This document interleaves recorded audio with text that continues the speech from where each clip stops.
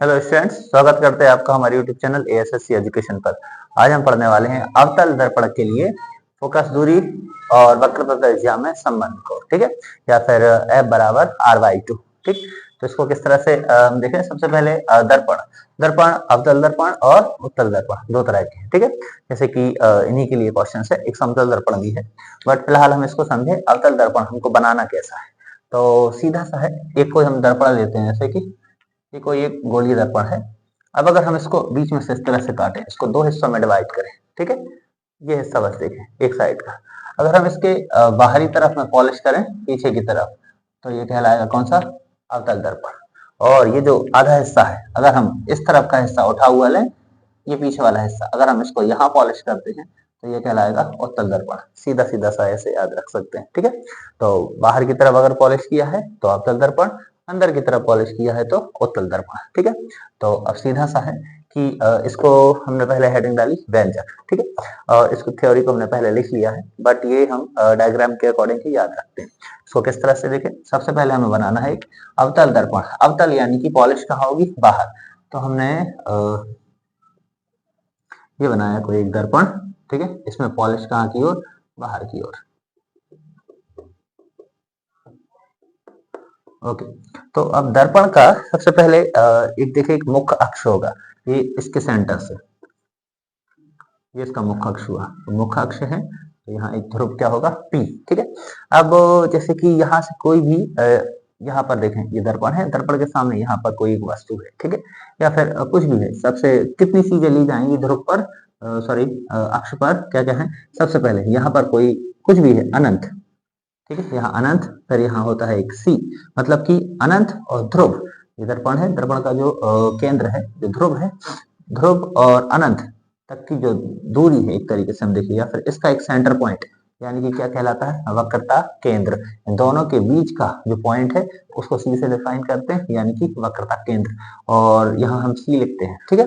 अब सी और पी यानी कि ध्रुव और सेंटर, वक्रता केंद्र के बीच का जो बिंदु है वो होता है फोकस, ठीक है।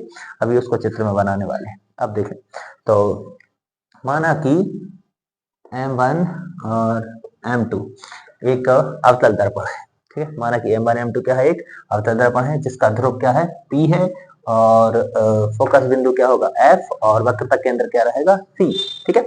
ये भी एक आपतित किरण है, इस पर एक किरण आपतित होती है। आपतित होना यानी कि पड़ना या फिर टकराना। ये किरण आई, यहाँ टकराई इससे, ओके। यहाँ से इसको हमने नाम दिया A। ये पॉइंट जहां पर ये टकरा रही है, इसको हमने क्या नाम दिया, B। तो अब किरण क्या हो गई, AB। तो M1 M2 एक अवतल दर्पण है जिसका ध्रुव P है, वक्रता केंद्र C है, फोकस क्या है, F है। माना कि AB क्या है, एक आपतित किरण है।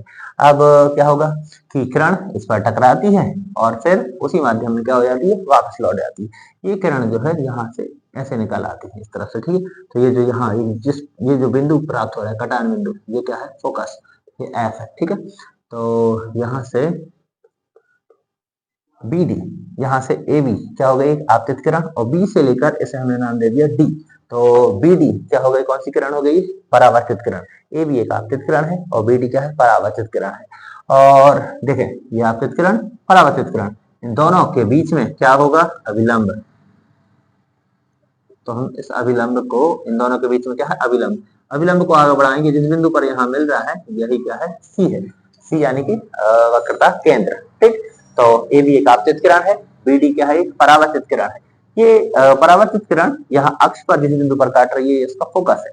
और इन दोनों के बीच में ये मतलब कि आपतित किरण और परावर्तित किरण, इन दोनों के बीच में क्या है, यहाँ पर अभिलंब है।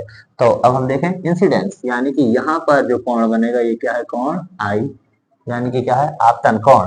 इसके बाद यहाँ हुआ है परावर्तन, तो ये है परावर्तन कोण, ठीक है। ये क्या है, यहाँ पर कोण, परावर्तन कोण R, यहाँ थीटा भी लिख सकते हैं। और एक कोण यहाँ पर बन रहा है, यहाँ पर भी क्या है, थीटा। तो ये चित्र कंप्लीट हुआ। अब यहाँ की ध्रुव से लेकर फोकस तक की दूरी, ठीक है। हम इन दूरियों को, ध्रुव से लेकर वक्रता केंद्र तक की दूरी, इसको भी लिखा जा सकता है। खैर, फिलहाल इतना कंप्लीट है। तो माना कि M1 M2 क्या है, एक अवतल दर्पण है जिसका ध्रुव P है और फोकस बिंदु क्या है, F है, और वक्रता केंद्र जो है वो क्या है, C है।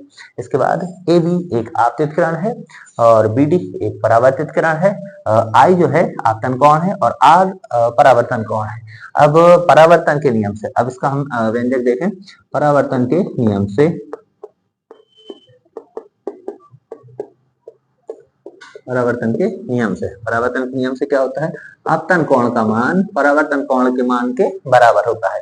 यानी कि आपतन कोण का मान जो है वो किसके बराबर है, परावर्तन कोण के मान। आपतन कोण यानी कि इंसिडेंस आई, ठीक है, बराबर क्या होगा, परावर्तन यानी कि रिफ्रैक्शन कोण आर। तो कोण आई बराबर क्या हुआ, कोण आर।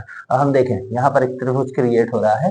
क्या हो रहा है, क्रिएट बी सी और एफ। यहाँ से चलते हैं बी सी और एफ। तो हम त्रिभुज लेंगे, त्रिभुज बी सी एफ में, त्रिभुज बीसीएफ में क्या होगा, देखें हम दो कोण बन गए, एक बना है बिंदु बी पर और एक बना है कोण बिंदु सी पर, ठीक है।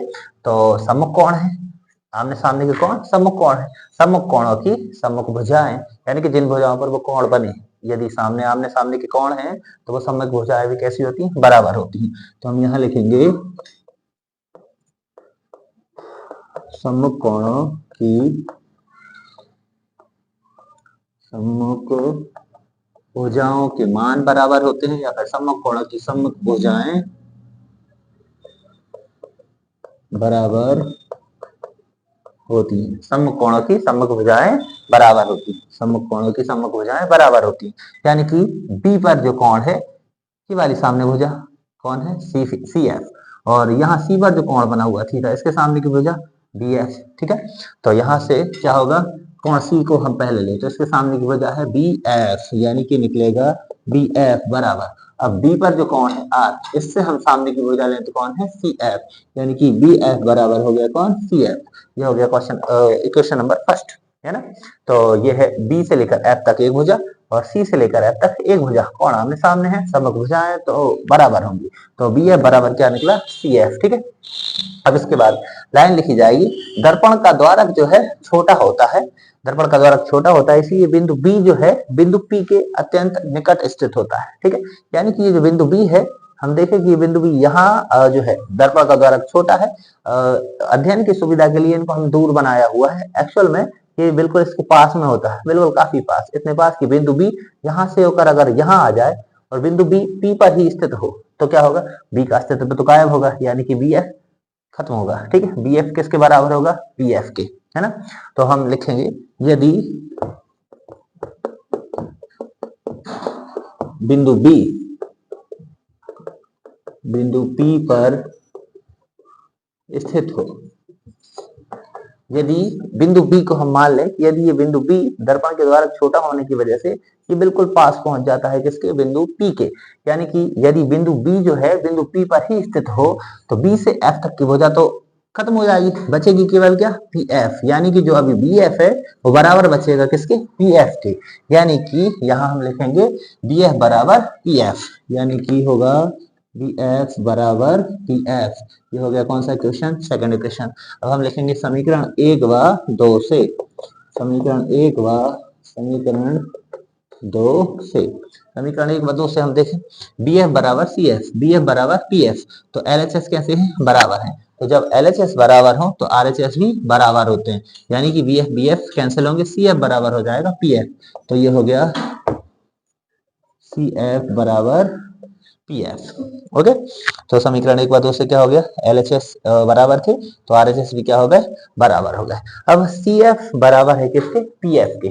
तो हम अब इस तरफ देखें, सी से लेकर एफ तक की दूरी सी एफ, ठीक है, और यहाँ से पी से लेकर एफ तक, ये दोनों बराबर है, ठीक है, ये दोनों एक दूसरे के कैसे बराबर है, सी एफ बराबर है पी एफ के। तो हम देखेंगे दो हिस्से जो हैं, एक तो पी एफ और दूसरा है सी एफ, ठीक है। ये किस भुजा में है, अगर हम पूरी लंबाई को नापें तो ये है बिंदु पी से लेकर सी पर। अगर हम पी सी को देखें, यदि पी सी, या फिर यदि की जगह माना लिख सकते हैं, माना कि P से लेकर C तक की दूरी पूरी हमने, तो इसी PC में ही CF और PF दोनों आते हैं, यानी कि P से लेकर C तक जो है PC जो है ये किसके बराबर है, हम देखें पीसी बराबर है सीएफ और पीएफ के, यानी कि पीसी को अगर हम दो हिस्सों में तोड़ें तो क्या क्या हो जाता है पीएफ प्लस सीएफ। तो हम लिखेंगे पीसी बराबर सीएफ प्लस पीएफ, ठीक है, यानी कि पीसी बराबर किसके है सीएफ और पीएफ के बराबर है, ठीक है।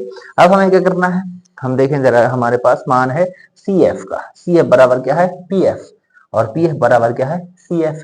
तो यहाँ हम किसका मान रखें, हम उस वाले इक्वेशन में पीसी बराबर सीएफ प्लस सीएफ कर ले, या फिर सीएफ का मान पीएफ रख के पीएफ प्लस पीएफ कर ले। तो यहाँ पर क्या होना है, ध्यान दें, अगर हमने सी एफ कर लिया, अगर हमने पी एफ का मान रखा सी एफ, तो क्या बच जाएगा वहां दो सी एफ, और क्या होता है उसके बाद, ठीक है, सी एफ फोकस से यहाँ तक की दूरी, ऐसे तो कुछ है ही नहीं, ठीक है। तो ध्यान ये रखना है यहाँ पर कि दर्पण के साथ जो भी दूरियां हैं, जो भी दूरियां ली जाएंगी वो दर्पण से ली जाती हैं। दर्पण से मतलब कि दर्पण के फोकस से, सॉरी ध्रुव से। पी क्या है यहाँ पर ध्रुव है, तो अगर हम इन दोनों को लेंगे तो ध्रुव तो कहीं से कहीं तक रहेगा, यानी कि पी को लेना जरूरी है। तो सी एफ को हटाया जाएगा, सी एफ की जगह पर क्या रखा जाएगा पी एफ, यानी कि पी को नहीं छोड़ा जा सकता है। अगर पी को छोड़ देंगे तो दर्पण ही एक तरफ हो जाएगा। सी एफ पर ये कहां से आते हैं, इन दोनों का अगर अस्तित्व देखें तो किससे है, इस पी की वजह से, इस ध्रुव की वजह से। ये जो पोल है, पी फॉर पोल है, ठीक है, तो यानी कि ध्रुव, तो ध्रुव को ही लेना है, ध्रुव को रखना जरूरी होता है। तो हम सी एफ की जगह पर क्या रख देंगे पी एफ, यानी कि इस जगह पर पीसी बराबर हो जाएगा P F plus P F. सारी दूरियां पी से लेते हैं या फिर ध्रुव से लेते हैं, ठीक है। अब क्या होगा, ये कितने हो गए दो, तो पी सी बराबर two P F, two P F, ठीक है। अब हम यहाँ पर इनको देख लें कि कौन सी दूरी क्या है। तो अब हम लिखेंगे पी सी क्या चीज है, पी से लेकर सी तक, पी क्या होता है ध्रुव होता है, ठीक है। ध्रुव से लेकर सी, सी क्या है वक्रता केंद्र, तो ध्रुव से लेकर वक्रता केंद्र तक की दूरी, इसको याद रखना है, अलग से कहीं से लिख लें। पीसी यानी कि ध्रुव से लेकर वक्रता केंद्र तक की दूरी क्या कहलाती है वक्रता त्रिज्या, इसको कहते हैं वक्रता त्रिज्या, यानी कि आर, इसको कैपिटल आर से डिफाइन करते हैं, ठीक है। तो ध्रुव से लेकर वक्रता केंद्र तक की दूरी, ध्रुव से वक्रता केंद्र तक की दूरी क्या कहलाती है वक्रता त्रिज्या, इसको दिखाते हैं किससे आर से। अब अगला क्या रहा अपना P F, P F, P F क्या है ध्रुव से लेकर फोकस बिंदु तक की दूरी, ध्रुव पी और फोकस बिंदु क्या है एफ, तो ध्रुव से मतलब कि फोकस बिंदु तक की दूरी कहलाती है फोकस दूरी, इसको बोलते हैं फोकस दूरी, और इसको डिफाइन करते हैं किससे स्मॉल आर से। तो पीसी यानी कि ध्रुव से वक्रता केंद्र तक की दूरी वक्रता त्रिज्या, और ध्रुव से फोकस बिंदु तक की दूरी फोकस दूरी, इसको स्मॉल एफ से प्रदर्शित करते हैं। तो हम यहाँ मान लेते हैं, तो पीसी, पीसी की जगह पे हम क्या लिख सकते हैं आर बराबर टू का टू है, और पी एफ यानी कि फोकस दूरी, ठीक है, यानी ध्रुव से फोकस बिंदु तक की दूरी फोकस दूरी, इसको हम लिख सकते हैं एफ, ठीक है। अब हमें क्या करना है एफ और ये दोनों गुणा में है, तो हम लिखेंगे आर बाई टू बराबर एफ, यानी कि स्मॉल एफ बराबर हो गया आर अपॉन टू, यानी कि यहाँ हम दो बातें लिख सकते हैं, यही अभीष्ट संबंध है, या फिर लिखा जाएगा कि अवतल दर्पण की जो फोकस दूरी है वक्रता त्रिज्या की आधी होती है। ओके, तो अवतल दर्पण की फोकस दूरी वक्रता त्रिज्या की कितनी होती है आधी होती है, यही अभीष्ट संबंध है, यही लिख देते हैं यही, या फिर पूरी लाइन लिखना होगी कि अवतल दर्पण की फोकस दूरी वक्रता त्रिज्या की आधी होती है। Thank you.